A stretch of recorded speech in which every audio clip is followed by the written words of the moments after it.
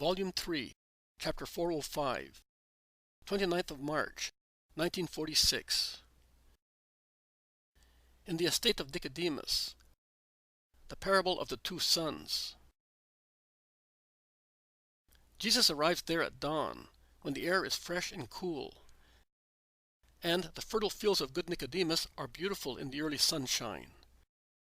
They are beautiful, notwithstanding that the corn has been cut in many of them, and they thus have the tired look of fields after the death of the corn, which in golden piles, or stretched on the ground like corpses, awaits being carried to the threshing floors.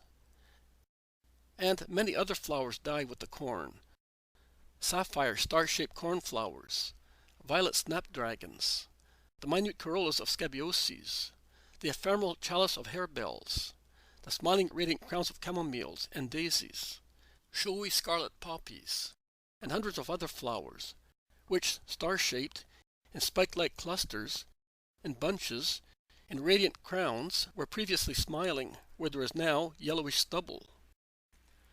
But the pain of the ground despoiled of its corn is comforted by the foliage of the fruit trees, which looks more and more joyful because of the fruit growing on them with many different hues, and on which dewdrops, not yet dried by the sun, shine like diamond dust. Farmers are already busy at their work. They are happy because the hard work of harvest time is almost over. And they sing while cutting, and laugh happily, competing with one another in cutting quicker with a sickle or tying sheaves. There are several groups of well-fed peasants who are happy to work for their good master. At the edges of the fields, or behind the reapers, there are children, widows, old people, waiting to glean, and they are waiting peacefully, because they know that there is plenty for everybody, as is customary by Nicodemus's order, as the widow explains to Jesus, who had asked her. He watches to ensure that a large number of ears are deliberately not tied in the sheaves, and left for us, she says. And not satisfied with so much charity, after taking a just quantity of corn in proportion to the seed, he gives out the rest to us. Oh, he does not wait for the sabbatical year to do that. But he always does that to help the poor with his crops, and he does the same with his olive trees and vineyards. That is why God blesses him with wonderful harvests. The blessings of the poor are like dew on the seeds and flowers, and thus each seed yields more ears, and no flower falls before the fruit sets. And he told us that this year the whole lot will be given to us, because this is a year of grace. I do not know to which grace he refers, unless it is because, as is rumored among us poor people and among his happy servants, because he is secretly a disciple of him who is said to be the Christ, and preaches one should love the poor in order to show love to God. Perhaps you know him, if you are Nicodemus's friend, because friends are generally fond of the same people. Joseph of Arimathea, for instance, is a great friend of Nicodemus, and it is rumored that he, too, is a friend of the rabbi. Oh, what have I said? May God forgive me. I've wronged the two good masters of our plain. The woman is upset. Jesus smiles and asks, "Why, woman?" Because, tell me, are you a true friend of Nicodemus and Joseph, or are you one of the Sanhedrin, one of the false friends who would harm those two good people if they knew for certain that they are friends of the Galilean? Do not worry. I am a true friend of those two good men. But you know many things, woman. How did you get to know them? Oh, we all know. The high classes with hatred, the low ones with love. Because, even if we do not know him, we love the Christ, we the forlorn ones, whom he only loves and teaches to love. And we tremble for him. The Judeans, Pharisees, scribes, and priests are so wicked. But I am scandalizing you. forgive me. My tongue is the tongue of a woman who cannot keep quiet. But it is because they are the cause of all our sorrows, the powerful ones who oppress us mercilessly, and compel us to fast on days which are not prescribed by the law, but imposed by the necessity of finding money to pay all the tithes which they, the rich ones, have levied on poor people. And it is because all our hopes are in the kingdom of this rabbi, who, if he is so good, now that he is persecuted, what will he be when he is king? His kingdom is not of this world, woman. He will have neither palaces nor armies. He will not impose human laws. He will not make donations of money. But he will teach the better ones to do so.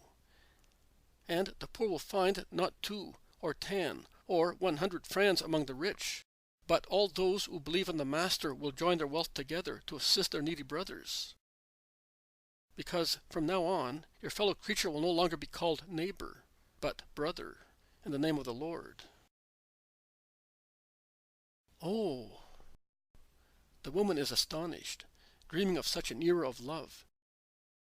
She caresses her children, smiles, then raises her head and says, "So, you assure me that I have not wronged Nicodemus, speaking to you? I did it so spontaneously. Your eyes are so kind, your countenance so serene. I don't know. I feel as safe as if I were near an angel of God. That is why I spoke. You have done no harm. Be sure of that. On the contrary, you have praised my friend so highly that I will commend him as well, and he will be dearer to me than ever. Do you live here?" "Oh, no, Lord. I come from a village between Lydda and Beth Dagon. But when one needs relief, Lord, one runs even if the road is a long one. The winter months, the months of starvation, are longer. And eternity is longer than life. People ought to have for their souls the same care they have for their bodies, and run where there are words of life. And that is what I do with the disciples of the Rabbi Jesus, the good one, you know, the only good rabbi of the too many rabbis we have." "You do the right thing, woman," says Jesus, smiling, but making gestures to Andrew and James of Zebedee, who are with them, whereas the others have gone towards Nicodemus's house, to stop gesticulating, to make the woman understand that it is Rabbi Jesus who is speaking to her. "Of course, I do the right thing. I do not want to be guilty of not loving and believing him. They say that he is the Christ. I do not know him, but I want to believe, because I think that those who refuse to accept him as such will be in trouble. And supposing his disciples were mistaken?" asks Jesus, tempting her. "That's not possible, Lord. They are too good, humble, and poor to think that they are following a man who is not holy. In any case, I have spoken to people who were cured by him. Do not commit the sin of not believing, Lord. You would damn your soul. After all, I think that if we were mistaken and he were not the promised king, he is certainly holy and a friend of God, if he speaks those words and cures souls and bodies. And it is always a good thing to esteem good people. What you say is true. Persist in your faith." There is Nicodemus. Yes, with the disciples of the rabbi. In fact, they go around the country evangelizing the reapers. Yesterday also we ate their bread. Nicodemus, with his tunic tucked up, is coming forward without noticing the Master, and he tells the peasants not to pick up any of the ears that have been cut. We have enough bread for ourselves. Let us give the gift of God to those who have none. And let us give it to them without any fear. A late frost might have destroyed our crops. Not one seed has been lost. Let us give God's bread back to Him by giving it to His unhappy children. And I can assure you that next year's harvest will be even more plentiful, 10 times richer, because He said so. An overflowing measure will be given to those who give. The peasants, respectful and happy, listened to their master, nodding assent. And Nicodemus, from one field and one group to another, repeats his kind instructions. Jesus, half hidden by a curtain of canes near a partition ditch, approves and smiles. The more Nicodemus approaches him, the more he smiles, as their meeting and the disciples' surprise are now very close at hand. In fact, Nicodemus jumps over the ditch to go into other fields, and becomes petrified before Jesus, who stretches his arms towards him. At last he recovers his power of speech. "Holy Master, how come you are here with me? May you be blessed." To become acquainted with you, if there was any such need, through the words of the most sincere witnesses, those whom you overwhelm with charity. Nicodemus is on his knees, prostrated on the ground, and also the disciples, led by Stephen and Joseph from Emmaus on the mountains, are on their knees. The peasants and the poor people present understand, and they all prostrate themselves, venerating the Master, seized with astonishment. Stand up. Up to a little while ago, I was the wayfarer who inspired confidence. Continue to consider me as such, and love me without any fear. Nicodemus, I sent the 10 apostles who are missing to your house. I spent the night outside to watch that an order was carried out. Yes, and God blesses you for that order. Which voice told you that this year, and not the next one, is a year of grace, for instance? I do not know. And I know. I am not a prophet. But I am not a fool. And a light from heaven was added to my intelligence. My Master, I wanted the poor to enjoy the gifts of God, while God is still among the poor. And I dared not to hope to have you, to give a sweet flavor and sanctifying power to these crops, to my olive groves, vineyards and orchards, which will be for the poor children of God, my brothers. But now that you are here, raise your blessed hand and bless them, so that with the nourishment of the body, the holiness emanating from you may descend into those who will feed on them. Yes, Nicodemus, yours is a just desire approved of by heaven. And Jesus opens his arms to bless. Oh, wait, that I may call the peasants. And with a whistle, he whistles 3 times, and the shrill sound spreads in the calm air, causing reapers, gleaners, and curious people to rush from everywhere. A little crowd.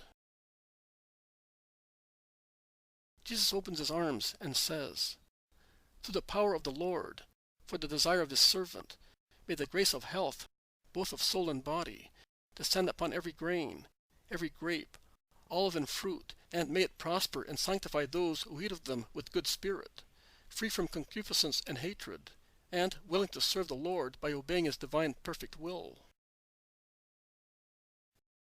"So be it," replies Nicodemus, Andrew, James, Stephen, and the other disciples. "So be it," replied the people of the crowd, standing up, as they had knelt down to be blessed. "Stop the work, my friend. I want to speak to them." A gift in a gift. Thank you on their behalf, Master. They go into the shade of a thick orchard and wait for the arrival of the 10 who had been sent to the house. They in fact arrive panting and disappointed at not finding Nicodemus. Jesus then begins to speak. Peace be with you. I wish to propose a parable to all of you standing here around me, so that each of you may avail himself of the teaching and of the part that is more suitable to him. Listen. A man had 2 sons. He approached the first one and said, "Son, come and work in your father's vineyard today." It was a great sign of honor on his father's side. He, in fact, thought that his son was capable of working where up to then his father had worked. He obviously saw in his son goodwill, perseverance, capability, experience, and love for his parent. But the son, whose mind was somewhat distracted by worldly things, and who was afraid of being taken for a servant, Satan makes use of such mirages to avert people from good.